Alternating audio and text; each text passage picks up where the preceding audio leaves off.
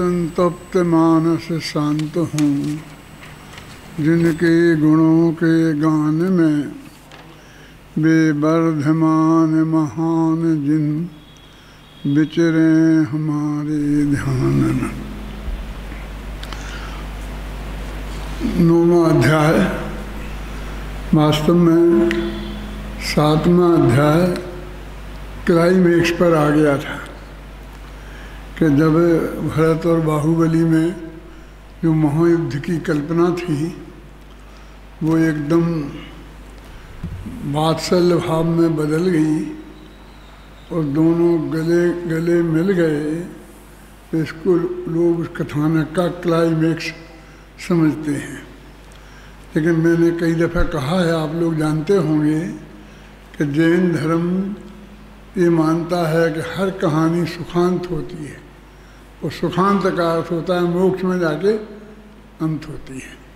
तो जब हमारा जो नायक भरत चक्रवर्ती हैं, जो उसी भव से मोक्ष जाने वाले थे, जब तक वे केवल ज्ञानी नहीं हो जाते हैं, मुक्ति में नहीं जाते हैं, तब तक कहानी का अंत नहीं हो सकता। तो इसके बाद जो अपना 8वां अध्याय में है, तो अपने पूरा भक्ति के स्वरूप को स्पष्ट करने के लिए भरत चक्रवर्ती जाकर के बाहुबली की स्तुति करते हैं।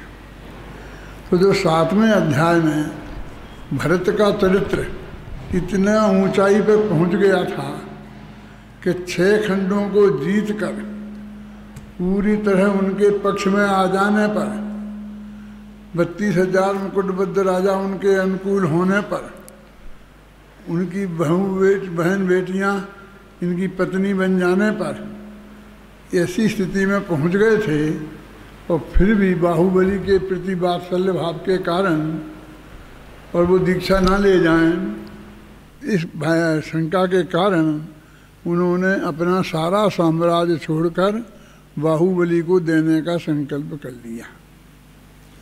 तो भरत का चरित्र इतना ऊंचा उठ गया।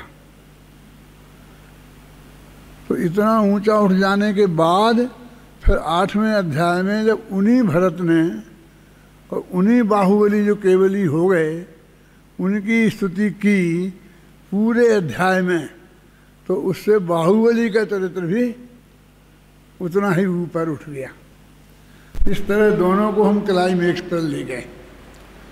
अब अपन ने शुरू में ये किया था, जिसकी चर्चा अपन ने यहाँ पर प्रवचन में नहीं की, कम की, कि उन्होंने कहा कि सभी राजाओं को हमें संगठित करना है, इस देश को संगठित करके फिर उसका विकास करना है, बांध बनाकर, सड़कें बनाकर, खेती का विकास करके सब में समृद्धि आ जाए। ये सारे काम करने का आश्वासन भरत चक्रवर्ती ने दिग्विजय के काल में सबको दिया था। तो अब वो भरत चक्रवर्ती के वो काम अभी सामने नहीं आए। कल बाहुबली की स्तुति में अपन ने श्रावकाचार का स्वरूप तो बता दिया, माने श्रावकों के अथवा उनके खुद के, ये खुद श्रावक थे ना, जीवन का कैसा पर्सनल पवित्र होता है, रात्रि भोजन नहीं करना, अनछना पानी करना नहीं पीना, नहीं उपयोग में लाना, और भगवान की भक्ति करना, स्वाध्याय करना, वो सारी बातें अपन ने कल बता दी। अब वो जनता के हित का काम जो एक चक्रवर्ती सम्राट का होता है, वो काम बताना बाकी था। एक बात ये भी थी कि जो जिस तरह से अपन ने वो बात प्रस्तुत की है कि हर जगह सेनापति और मंत्री ही जाके समझाते रहे, समझाने का काम ज़्यादा हुआ ना, तो मंत्रियों का काम ज़्यादा हुआ और उन्होंने समझाकर सब लोगों को जीत लिया, समझ लो उनके मन को जीत लिया। इसलिए भरत ने तो अपने मिनिस्टरों को समझा दिया था, तो भरत सामने नहीं आए, है ना। तो लोगों को ये भ्रम हो गया कि भरत में क्या है, ये सब मंत्रियों ने किया है, समझा दिया, सेनापति ने समझा के कर दिए काम, शेखर ने जीत लिए और भरत सम्राट हो गए, उन्होंने जीत लिया। और जब एक मौका आ ही गया कि सामने लड़ना पड़ेगा, तो बाहुबली से लड़ाई का सामने मौका आया तो उनने कह दी कि मुझे लड़ना नहीं है। तो महान बन गए, नहीं लड़ना है, मैं साम्राज्य छोड़ दूंगा। तो भरत में शक्ति भी है कि कोई बातें ही बातें हैं। ऐसी चर्चा उनके जो प्रतिद्वंदी लोग थे वो देश में फैला रहे थे।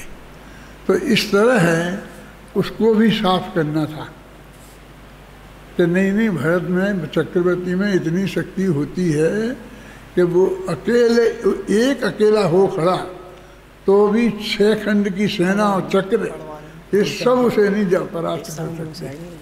चक्रवर्ती अपने ही दम पर जीतता है, अपनी ही शक्ति से जीतता है। तो ये सब बातें स्पष्ट इस अध्याय में की जाएंगी। अब ये जो अपने इसका पाठ है अभी आपने सुना है, मैं आया उसके पहले, वो ठीक है, लेकिन अब मैंने जो आपके सामने ये बात रखी है इसके संदर्भ में मैं दोबारा उसका पाठ कराता हूँ। हाँ। और बीच बीच में जहाँ आवश्यक समझूंगा वहाँ उस पर मैं कमेंट्स करूँगा। बोलो, अब शुरू से पढ़ो। एक दिवस भरतेश जब आए थे दरबार, नमस्कार उनको किया सबने बारंबार। खड़े हो गए थे सभी अपने अपने थान, एक भरत की ओर था अरे सभी का ध्यान। चर्चा करते थे सभी जीते हैं सटखंड, भरत क्षेत्र को किया है अद्भुत एक अखंड। तरह तरह के लोग जब तरह तरह की बात, कानाफूसी करत हैं जिसकी डाल न पात। प्रशंसा करने वाले भी लोग थे, भरत चक्रवर्ती की महिमा गाने वाले भी बहुत लोग थे, और बहुत लोग उनके प्रति शंका आशंका व्यक्त करने वाले भी थे। हाँ, पढ़ो। रे भरत क्षेत्र तो जीता आने सेनापति ने, पर दुनिया तो यह कहती सब जीता भरतेश्वर ने। जब बाहुबली से लड़ने की बात सामने आई, तब भरत राज जी बोले करना है नहीं लड़ाई। तब बिना लड़े ही कैसे जीते भरतेश्वर भाई, मैंने सोचा बहु तेरा पर बात समझ न आई। बलवान भरत जी कैसे मैं किससे पूछूं भाई, ऐसी चर्चा जन जन में कुछ लोगों ने फैलाई। जब यह चर्चा भरतेश्वर के कानों में पहुँची थी, अब मुझे परीक्षा देनी अपने बल की शक्ति की। तब स्वयं कनिष्ठा अंगुली उनने टेढ़ी कर ली थी, मंत्री गण से वे बोले इसको सीधी करनी है। अब ये जो चर्चा सारे देश में पक्ष और विपक्ष में दोनों तरफ से फैल रही थी, और इसमें जो लोग ये कह रहे थे कि लड़ाई में तो भरत हमें कहीं दिखे नहीं, एक बूंद खून की बही नहीं, इसलिए असलियत लड़ाई हुई नहीं। और जब बाहुबली से लड़ाई का प्रसंग आया तो बेउदार बन गए कि मुझे नहीं लड़ना है। तो हम कैसे माने कि भरत जीते हैं, ये शंका होने लगी। और ये बातें जब भरत के कान में पहुंची तो भरत सोचने लगे कि भाई इस बात को समझाना तो होगा, अब कैसे समझाएं। तो उन्होंने अपनी कनिष्ठा उंगली, कनिष्ठा माने समझे ये उंगली, इन अंगुलियों के नाम तो आप जानते होंगे। ये सबसे छोटी है ना, इसलिए इसे कनिष्ठा कहते हैं। ये बीच में है ना, इसलिए इसे मध्यमा कहते हैं। ये धमकी देने के काम आती है तो इसे तर्जनी कहते हैं। सुनिए ना, ये सबसे बलिष्ठ है, इसलिए इसे अंगुष्ठ कहते हैं। सबके नाम तो हो गए। अब ये बची गई कि कोई बात समझ में नहीं आ रही, इसलिए इनका नाम रख दिया अनामिका। इसका कोई नाम ना हो, अनामिका।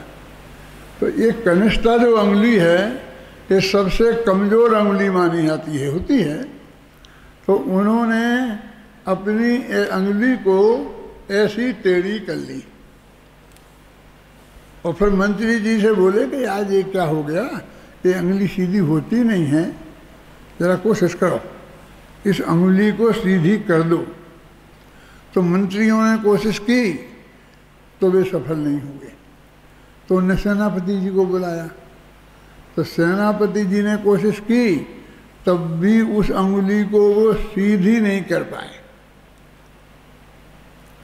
सीधी नहीं कर पाए तो उनने हाथी घोड़े बुलवाए और उस रस्सी बांधी और हाथियों को जोता, उन्हें भगाया, लेकिन वो अंगुली सीधी नहीं हुई तो नहीं हुई। सारी सेना ने कोशिश कर ली और अंगुली सीधी नहीं हुई, तो उनने ऐसी कर दी, सीधी हो गई।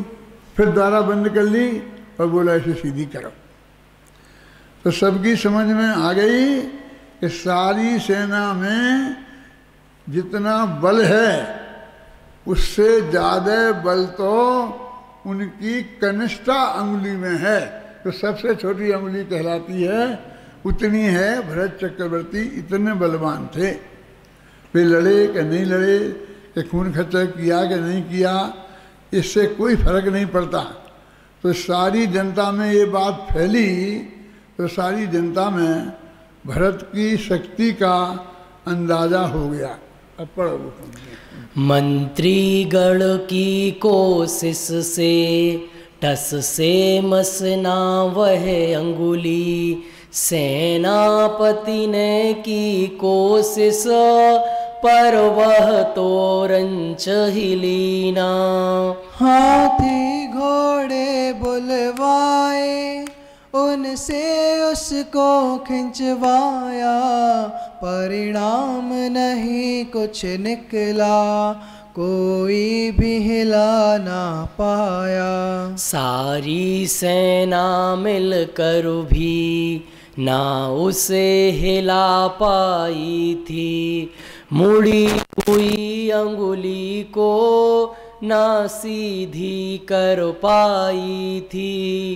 अगले क्षण भरतेश्वर ने सीधी करके बतलाई, रे पुनः मोड़ ली उसको, तब बात समझ में आई। भरतेश्वर की शक्ति का तब सबको ज्ञान हुआ था, सबके मन की शंकाएं क्षण भर में दूर हुई थी। रे गलत सोचने वालों का तब मन साफ हुआ था, भरतेश्वर के पौरुष का सबको आभास हुआ था। अंगुली के मोड़ने और नहीं मोड़ने की घटना से भरत की शक्ति का परिचय सबको हुआ।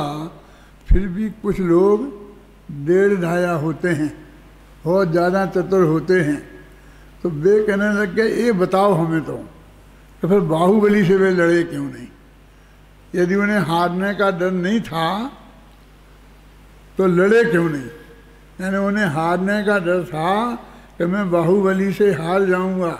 वो सारे देश में भी ये बात प्रचलित है ना कि बाहुबली बहुत बलिष्ठ थे और उनसे वे 3 युद्धों में हार गए थे। और ये जो समाचार फैला हुआ था सारे देश में, तो उसका जवाब जो भरत देते हैं अब जरा वो ध्यान से सुनना कि वो कहते हैं कि मैंने इतनी शक्ति होने पर भी, मुझे हारने का डर नहीं होने पर भी मैंने लड़ना क्यों स्वीकार नहीं किया। अब इसका जवाब आ रहा है। मोटा नहीं, ध्यान से सुनना, इसको समझने की कोशिश करना कि वो क्या बता रहे हैं। बोलो। रे स्वयं हार जाने की कोई आशंका ना थी, पर आशंका थी मनो में, यदि हार गए बाहुबली। तो बाहुबली के मन को जो ठेस लगेगी भारी, बर्दाश्त न कर पाऊंगा, मेरा मन होगा भारी। इतना महान चरित्र है भरत का कि लोग कल्पना नहीं कर पाते हैं। वो ये कहते हैं कि उन्हें ये डर नहीं था कि मैं हार जाऊंगा, लेकिन उन्हें ये डर था कि यदि बाहुबली हार गया तो क्या होगा। कि भाई तुम बाहुबली को तो हराना चाहते हो, बाहुबली से इसलिए तो लड़ना है, हार जाएगा तो हार जाएगा।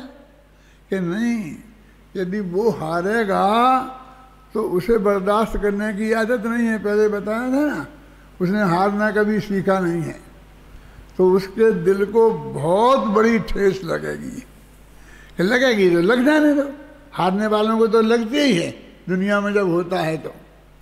कि नहीं, वो कह रहे हैं यदि हारने से जो उसके दिल को चोट लगेगी, उस चोट को मैं बर्दाश्त नहीं कर पाऊंगा, क्योंकि मैंने कभी बाहुबली को हारते नहीं देखा है, हमेशा उसे जिताया है, और आज भी मैं हरा नहीं सकता हूँ।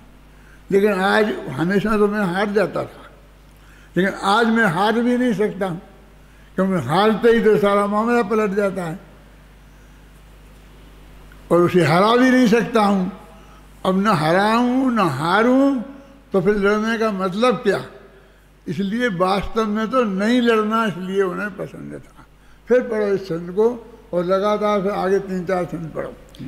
रे स्वयं हार जाने की कोई आशंका ना थी, पर आशंका थी मनो में, यदि हार गए बाहुबली। तो बाहुबली के मन को जो ठेस लगेगी भारी, बर्दाश्त न कर पाऊंगा, मेरा मन होगा भारी। भाई के प्रति असीम स्नेह, अहिंसा के प्रति गहरी लगन, भरत जी लड़ने से रुक गए और कोई कारण ना था। अधिक क्या कहे नहीं था भाव, जीत लेने का भाई को, अरे मन में था उनको भाव, जीत लूं भाई के मन को। अरे जो कुछ भी जो यह हुआ वह इसी भावना से, और कोई कारण ना था, एक कारणवश यही था। अरे यह जगत जगत ही है, कल्पना करता रहे अनेक, नहीं होता उनमें सत्यांश, सत्य ना होती उनमें एक। अरे मैं नहीं हारने दूंगा अपने प्रियतम भाई को, अरे मैं छोड़ नहीं सकता स्वयं के प्रियतम भाई को। भले ही चक्र दाव पर लगे, भाई को छोड़ नहीं सकता, अतः लड़ने से मुख मोड़ा, भाई से मोड़ नहीं सकता। भाई को छोड़ नहीं सकता और मुख मोड़ नहीं सकता, भाई को हरा नहीं सकता, भाई से हार नहीं सकता। भले ही खेल खेल में लड़ा और हारा जीता भी हूँ, युद्ध में हार नहीं सकता, युद्ध में जीत नहीं सकता।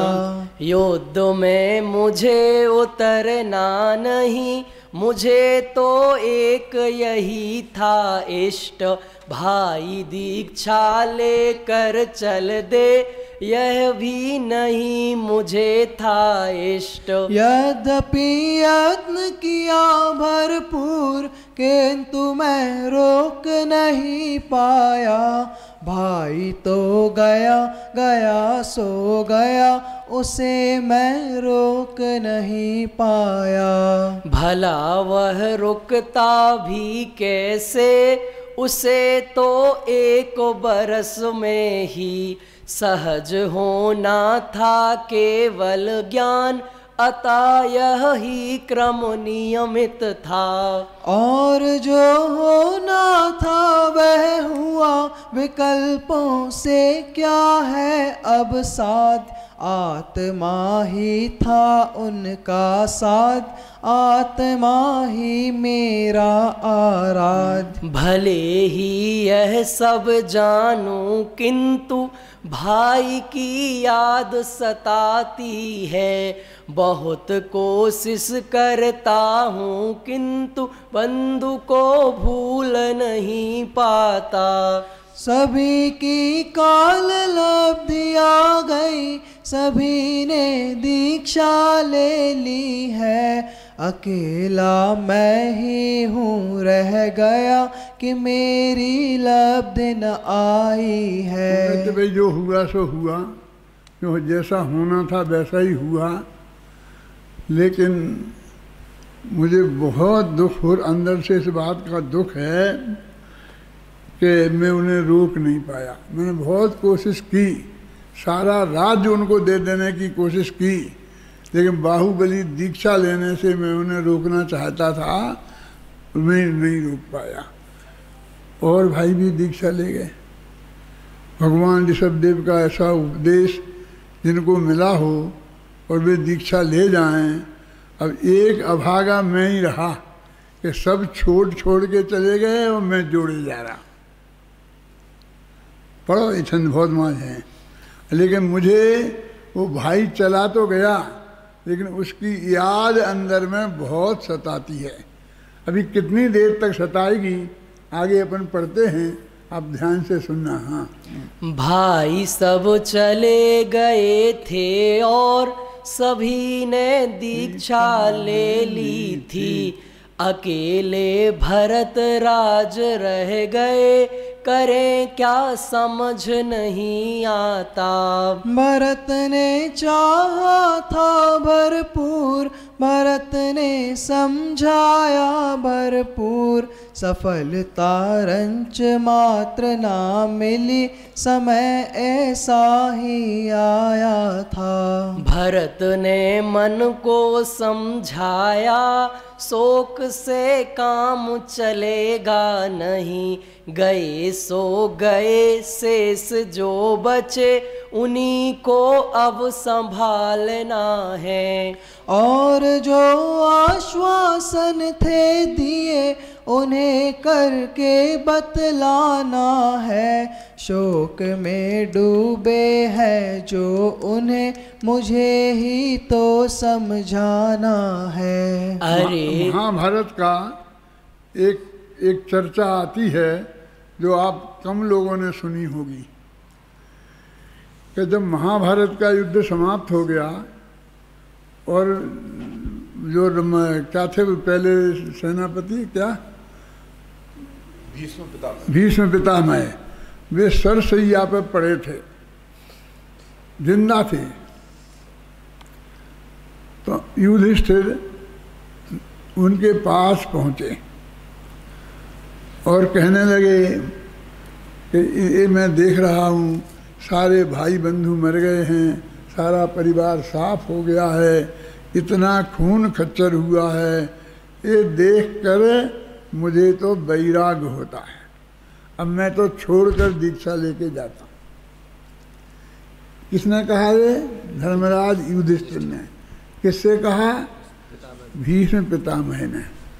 दिनकर ने एक महाकाव्य लिखा है, उसका नाम क्या है मालूम? कुरुक्षेत्र।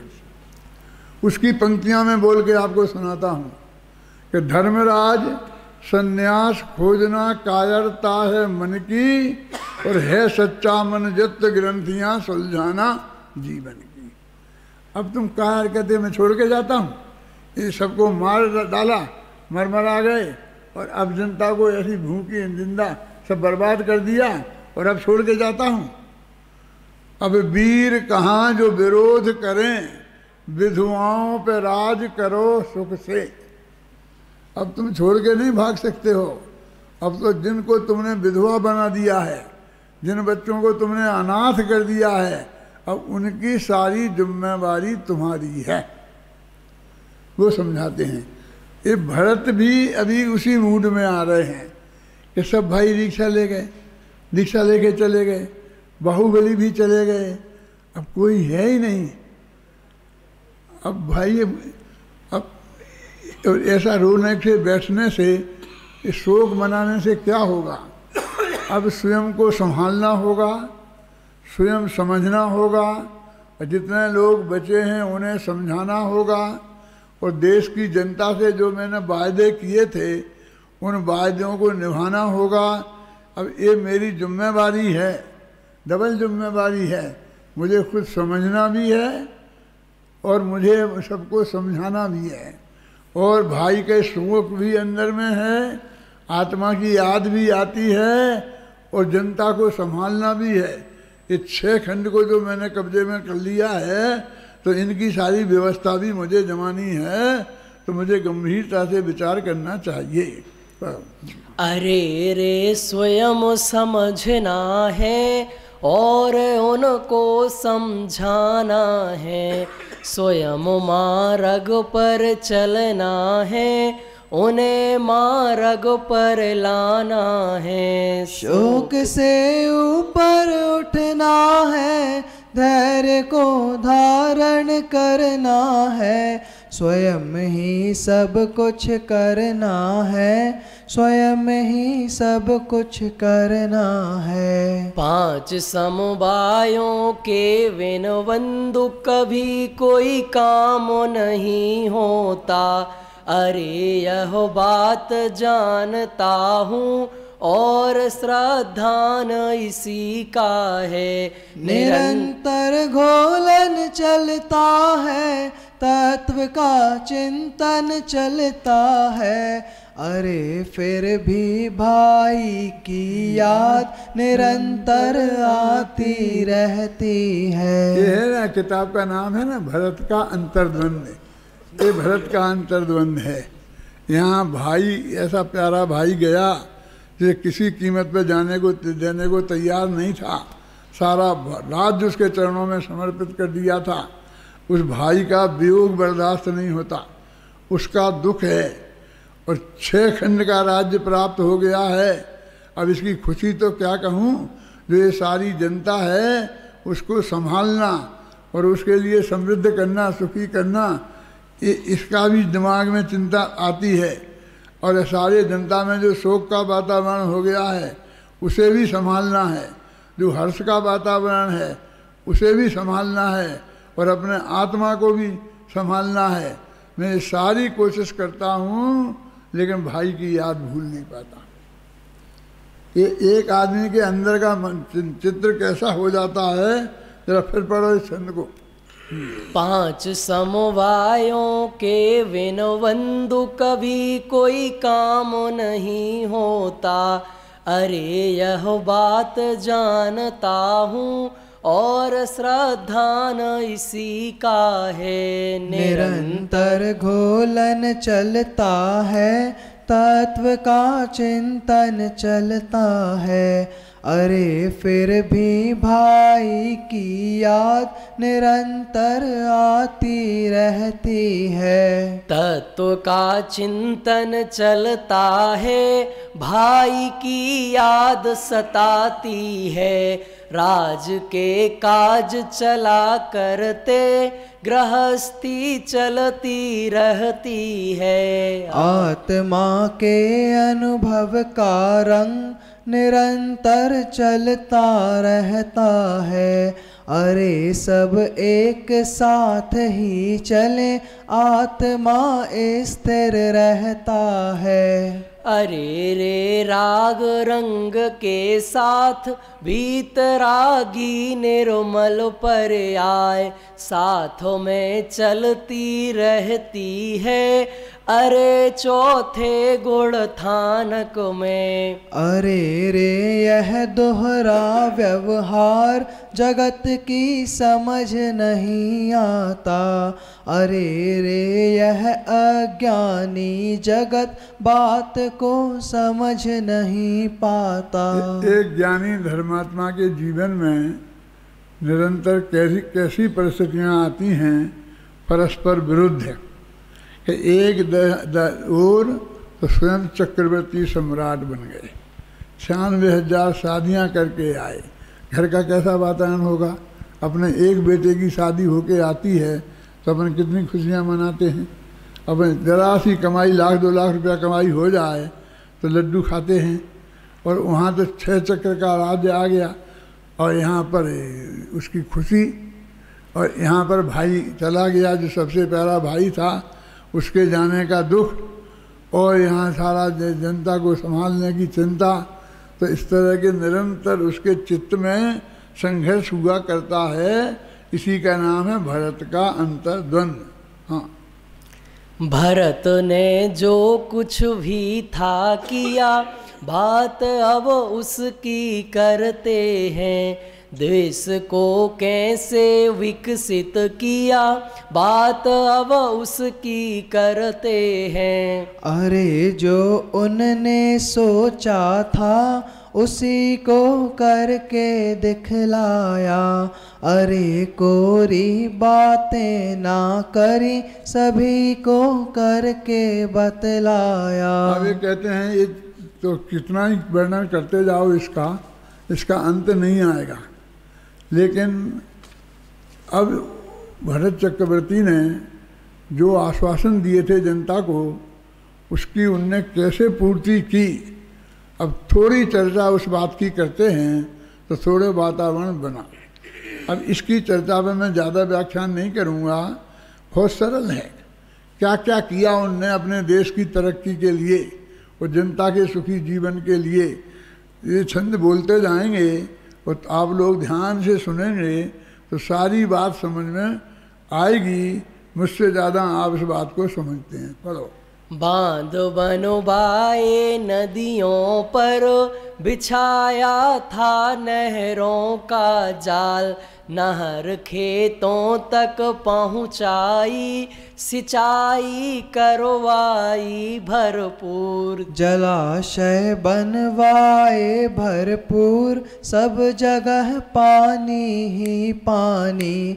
दिखाई देता था सर्वत्र, नहीं थी किसी बात की कमी। फलों के बाग बगीचे खूब लगाए गाँव गाँव में बंधु, और हरियाली से भरपूर कराया सारे भारत को। स्वास्थ्य सेवाएं भी भरपूर, नहीं थी कमी दवाओं की। खाद्य सामग्री की कोई कमी नहीं भारत में रहने दी।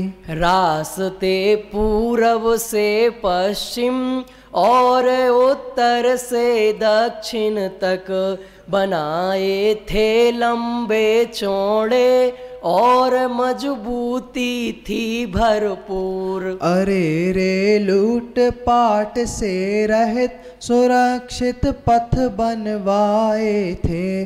अरे भरपूर किए थे इंतजाम संपूर्ण सुरक्षा के। देश के विकास करने के लिए क्या क्या जरूरी होता है वो सब बातें यहाँ पर दी हुई हैं। नदियों पर बांध बनवाए, फिर उनसे नहरें बनवाई, फिर उनसे खेतों की सिंचाई कराई, तो बहुत बड़ा खेती हुई, अनाज पैदा हुआ, तो खाने की कोई कमी नहीं रही। फलों के बाग बगीचे लगवाए, फिर उनके जूस के भी इंतज़ाम किए। इस तरह से सब व्यवस्थाएं जनता की और रोड बनवाए कि जिससे वो अनाज अगर पैदा हो तो यहाँ से वहाँ, वहाँ से यहाँ भेजा जा सके। आने जाने की सारी सुविधाएं बनी, तो आने जाने की सुविधाएं बनी तो लोग आएंगे जाएंगे, जंगल में से पास होंगे, तो जंगल में बीच बीच में आज की भाषा में कहें तो होटल बनवाए, माने शुद्ध सात्विक भोजनालय बनवाए, लोग भोजन करें, रात को ठहरना पड़े तो धर्मशालाएं बनवाई। सारे इंतजाम उन्होंने रास्ते में किए जो एक देश के लिए ज़रूरी होते हैं सुखी होने के लिए। वो सारे कामों की चर्चा यहाँ की है। इसे देखकर हमारे वीर सागर जी हैं ना, डॉक्टर वीर सागर, उनने अपने उसमें लिखा था कि इन्होंने इसमें कोई राजनेता चाहे तो अपने देश के विकास को कैसे करना चाहिए वो भी ये सीख सकता है, और राजनीति करके वोट भी जीत सकता है सारे देश को।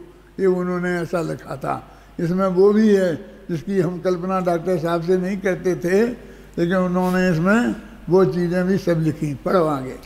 थान थान पर खान पान की शुद्ध व्यवस्थाएं, राहगीर को उचित मूल्य पर मिल जाया करती। मध्य राह में थान थान पर सारी सुविधाएं, सब राहों पर मिल जाती थी सभी व्यवस्थाएं। करना हो विश्राम पथिक को विश्रामालय थे, उचित मूल्य पर सब सुविधाएं सहज प्राप्त होती।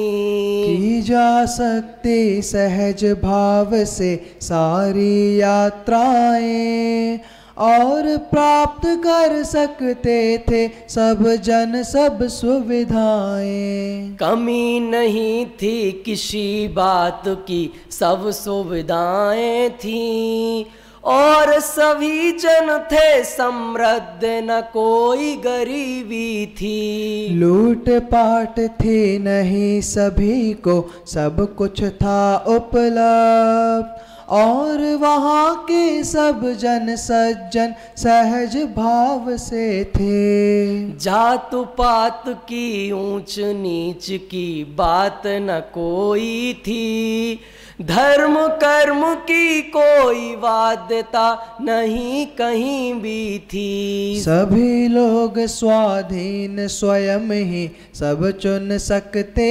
थे, खेती बाड़ी धंधा पानी सब कर सकते थे। मंदिर और धर्मशालाएं थान थान पर थीं, परम पवित्र पाठशालाएं थान थान पर थीं। स्वाध्याय की सब सुविधाएं थान थान पर थीं, अस्पताल औषधशालाएं थान थान पर थीं। रे अखंड भारत में भाई यह सब संभव था, और भरत की भव्य भावना का मधुरिम फल था। अधिक कहें क्या, अरे सभी का जीवन सुखमय था, और भरत के भारत में ही यह सब संभव था। अरे भरत के भारत में ही यह सब संभव था, सर्वोदय के दृष्टिकोण से यह सब संभव था। सभी सुखी थे सब प्रकार से लौकिक दृष्टि से, और अलौकिक दृष्टि से भी सबको अवसर था। अरे रे यह सब करते हुए भरत अपनों को ना भूले, भाइयों को ना भूले थे और ना माँ को थे भूले।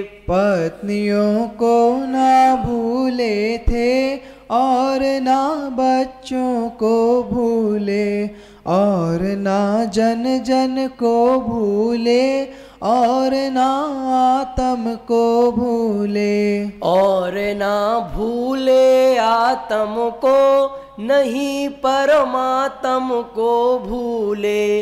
अरे सब और सहजता थी, कहीं ना कोई कमी आई। सभी व्यवहार निभाए हैं और निश्चय भी है साधा, सभी को एक साथ साधा, कहीं ना आ पाई बाधा। सभी ज्ञानी जन का जीवन अरे चौथे गुण थानक में इस तरह ही चलता है सदा, नहीं आती कोई बाधा। भरत का जीवन है आदर्श, अरे चौथे गुण थानक का, वे घर में रहे न रहे एक, रहस्य यह उनके जीवन का।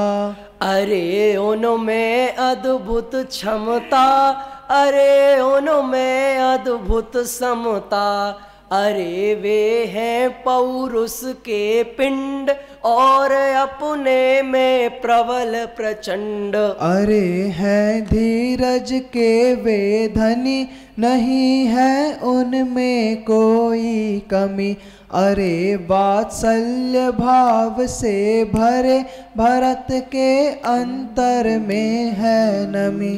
अरे उनकी महिमा है वंदु बताओ हम सब कैसे करें, और उनकी प्रतिभा के गीत कहाँ तक गाएं अब यह कहो। प्रजा थी पूरी तरह प्रसन्न और खुशहाली थी भरपूर, देखने लायक थे सब कार्य, देखने लायक मुख का नूर।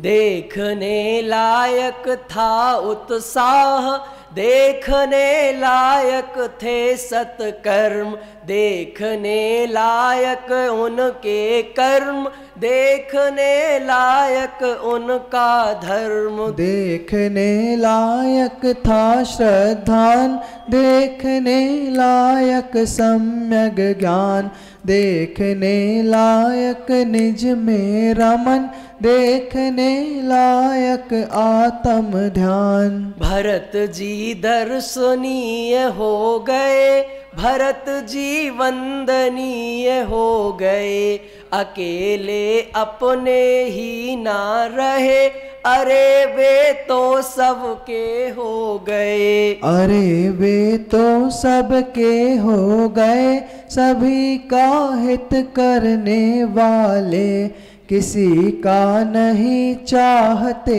अहित, महामंगल करने वाले। महामंगल का पावन पंथ उन्होंने जग को बतलाया, न केवल जग को बतलाया, स्वयं भी वह ही अपनाया। स्वयं भी चले सहज सर्वांग, न कोई कमी दिखाई दी, अरे था जीवन में सर्वांग, संतुलन सहज सहजता थी। ये उनके जीवन का वर्णन किया, और जो अंतिम पंक्ति है ना, अरे था जीवन में सर्वांग संतुलन, संतुलन था, निश्चय का, व्यवहार का, जनता की संभाल का, आत्मा की संभाल का और देश के विकास करने का और इस परिग्रह को छोड़कर दीक्षा लेने का, सभी बातों का संतुलन था और वो सहज था और उनके जीवन में सहजता थी। अब वो कैसी थी, ज्ञानी के जीवन में कैसी होती है, ये 2-3 उदाहरणों के माध्यम से ये बात यहाँ बताई है कि एक तो पत्नी के उदाहरण से, एक गायों के उदाहरण से और एक माताओं बहनों के गाँवों में जो पानी भर के लाती थी ना, तो माथे पे 3-3 कलश रखी रहती थी और वे दिन भर गप्पे लगाया करती थी यहाँ वहाँ, और वो कलश गिरते नहीं थे, उनका पानी छलकता नहीं था। इस तरह सब जगह उपयोग जाए तो भी अपनी आत्मा की बात को वो रखते थे।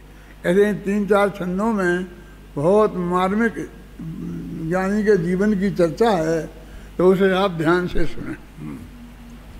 जल से भरे कलश रखो बहने, 3-3 निज माथे पर, गप्पे खूब लगाया करती, घंटों खड़ी खड़ी रह कर। जिस तरह रहे मन माथे पर, बस उसी तरह ज्ञानी जन भी।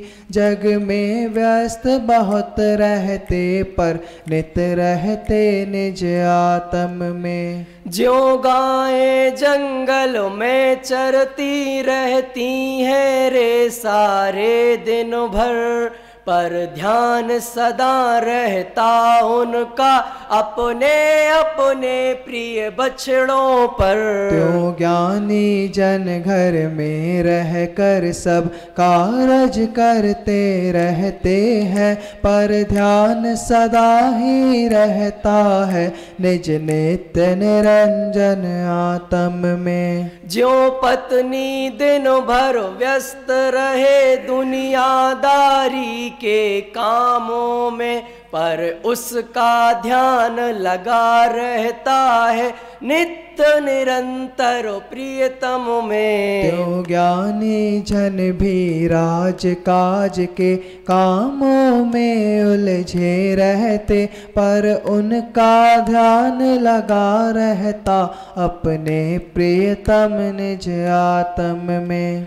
परिजन पुरजन के कामों में, पत्नी एवं संतानों में, सारी जनता के कामों में एवं समाज के कामों में। भरतेश्वर भी उलझे रहते थे राजकाज के कामों में, किंतु सदा जागृत रहते वे आत्महित के कामों में। अत्यंत लोकप्रिय शासक थे, अत्यंत लोकप्रिय शासक थे, सबके हित में संलग्न सदा, सबके मानस में बसे हुए, सचमुच ही सच्चे मानव थे। मानवता सज्जनता उनकी सबका हित करने वाली थी,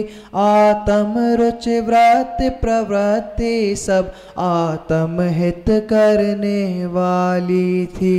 उनकी यह वृत्ति प्रवृत्ति सब ज्ञानी के होती वैसी थी, उनकी यह जीवन धारा तो मानो अमृत की धारा थी। वह अमृत धारा तो जैसे सब रोग मिटाने वाली थी, मानो अमृत की प्याली थी, आत्महित करने वाली थी। आत्महित के साथ सभी व्यवहार निभाने वाले थे, छल दंभ द्वेष से रहित सदा उत्कृष्ट भावना वाले थे। वे अच्छे बुरे सभी लोगों को सदा निभाने वाले थे, अधिक कहें क्या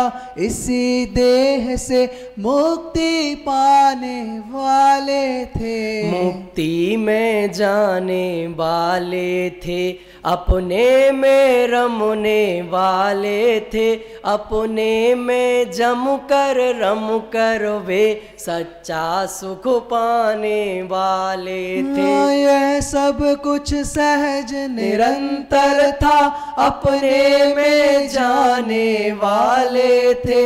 जो कुछ था वह सब क्षण भर में सर्वस्व लुटाने वाले थे। इनका कैसा जीवन था, उस जीवन के प्रत्येक अंग को स्पष्ट करके वो किस तरह वे सब प्रकार की ड्यूटी निभाते थे, घर की भी, पत्नियों की भी, बच्चों की भी, माँ बाप की भी, और समाज की भी, जनता की भी, किसानों की भी, सब लोगों की, यात्रियों की भी, सब की का ध्यान रखते थे। और ऐसा करते हुए अपने आत्मा को कभी नहीं भूलते थे। ये दुनिया के काम में इतने उलझे रहते होते होंगे तो बाल बच्चों को भूल जाते होंगे, 96,000 शादियाँ करके लाए थे, पत्नियों को भूल जाते होंगे, माताओं को भूल जाते होंगे कि नहीं, सबको बैलेंस में बनाकर निभाते थे। लौकिक व्यवस्थाओं में भी टॉप पर थे और अपने आत्मा की साधना में भी टॉप पर थे। ऐसा उनका जीवन था और उनके जीवन ने सारे देश के लोगों को भी एक तरह से सुखी और समृद्ध बना दिया था। अब ये कुछ दोहे हैं, और वो दोहे में पढ़ के यहाँ समाप्त करेंगे अपन, तो उन्हें शांति से सुनो। इस प्रकार भरतेश ने क्या बालक क्या वृद्ध, सबकी ही सेवा करी कर भारत समृद्ध। भरत क्षेत्र के खंड सब हुए अखंडित एक, इस प्रकार विकसित हुए कमी रही ना एक। गरिमा से भरपूर सब आन बान अरसान, सबको रोटी प्राप्त थी कपड़ा और मकान। भरतेश्वर के गीत सब गाते थे दिन रात, सबके मुख से निकलते अरे एक ही बात। भरतेश्वर की कृपा से कमी नहीं है कोई, सहज सुखी सब लोग हैं दुखी नहीं है कोई। सभी लोग संतुष्ट थे दुख की कोई न बात, सभी लोग भरतेश के गुण गाते दिन रात। इसी तरह सुख शांति से बीत रहा था काल, काल लब्धि आ गई थी भरत राज की आज। इस तरह उनका गृहस्थ जीवन बहुत संतुलित, शांत, लौकिक दृष्टि से सुखी, सब प्रकार से योग्य था। सारा देश अखंडित हो गया था, सारे देश में एकता का वातावरण था, सब लोग लौकिक दृष्टि से सुखी थे। अब भरत की भी काल लब्धि पक गई थी, काय की संबदर्शन तो उन्हें था ही, केवल ज्ञान होने की। मैं दीक्षा लेने की नहीं कहता हूँ कि दीक्षा लेके तो अंतर्भूत में केवल ज्ञान पा लिया ना, और उनका समय आ गया था। अब 10वां अध्याय है, तो उन भरत राज के अंतिम अध्याय में किस तरह उन्होंने दीक्षा ली, किस तरह उन्होंने पूरा किया, किस तरह आत्म ध्यान किया और फिर केवल ज्ञान हो गया, तो किस तरह उनकी दिव्य धुनी खिली। तो फिर 3 जगह स्तुति अपन करके आए हैं। एक दफ़े भरत गए थे, जब आदिनाथ को केवल ज्ञान हुआ था तब उनने की थी। दूसरी तरफ रात्रि के 12 बजे आधे रात में गए थे, वहाँ की थी। और तीसरे यहाँ बाहुबली की थी। अब चौथे में भरत भगवान बन गए हैं। तो कवि ने अपनी तरफ से भरत की स्तुति की, बाहुबली की स्तुति, आदिनाथ की स्तुति और भरत की स्तुति, ये तीनों की स्तुतियों में करीब 200 से ज़्यादा छंद हैं। स्तुति विद्यार्थियों से मैं कहता हूँ कि उन्हें स्तुति कैसे की जाती है, कि हम क्या कहें, बस हम पैर चरण पखारे, बस ये चरण पखारे ही देखते चरण होते भगवान के हैं। ये किया, ये दे दे, ये ले ले, ये दे दे, ये दे दे, उसको दिया, मुझको क्यों नहीं देगा, ऐसी भीख मांगते रहते, उसे भक्ति कहते हैं। भक्ति किसे कहते हैं ये देखना हो तो इसको पढ़ो। और कैसा एक गृहस्थ का जीवन होता है उसे अत्यंत तरीके से स्पष्ट करने की मैंने कोशिश की है। आप लोग यदि घर पर गहराई से पढ़ेंगे, सुनेंगे, और ये व्याख्यान बन गए हैं, ये व्याख्यान भी आपको मिल जाएंगे ना, काय पे मिल जाते हैं, YouTube वगैरह पे मिल जाएंगे, तो बार बार सुनोगे तो सारी बात ख्याल में आएगी कि क्या क्या चीज़ हमने अपने दिमाग से निकाल कर इसमें भरत के मुख में डाली, बाहुबली के मुख में डाली, एक कथा को मोड़ दिया, कथा का कैसे संगठन किया शुरू से अंत तक, कि हम जो कहना चाहते थे एक सम्यक दृष्टि धर्मात्मा का जीवन। लोग कहते हैं कि बाहुबली को क्यों नहीं बनाया नायक, भरत को क्यों बनाया, तो आप देखो पहले अध्याय से अंतिम अध्याय तक भरत मौजूद हैं। बाहुबली तो 6वें अध्याय में आए थे, 5 अध्याय में गायब थे और अभियान में चले गए। तो फिर भरत ने स्तुति की ना, तो इसके बाद भी सब भरत तो हैं। 10 अध्यायों में 1-2 अध्याय में 6वें और 7वें में बाहुबली की चर्चा है, बाकी सारे अध्यायों में भरत की इनमें भी है और अध्यायों में भी है। आप उसे पढ़ेंगे और साथ में जो किताब छप रही है उसमें विद्वानों की समीक्षाएं छपी हैं कि इसमें क्या क्या विशेषताएं हैं। ये शांति जी की है, वीर सागर की है, और वो किसकी है, संजय की है, पीयूष की है, 15-15, 16-16 पेज की। तो उन्हें पढ़ेंगे साथ में तो पूरा इसकी वो निकल आएगी, इसमें क्या रहस्य है वो निकल आएगी। और मैंने भी शुरू में 16 पेज की भूमिका लिखी है, उसे पढ़ेंगे तो भी आपको उसका रहस्य समझ में आएगा।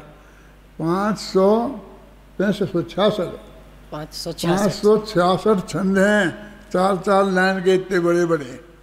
इस तरह ये महाकाव्य है।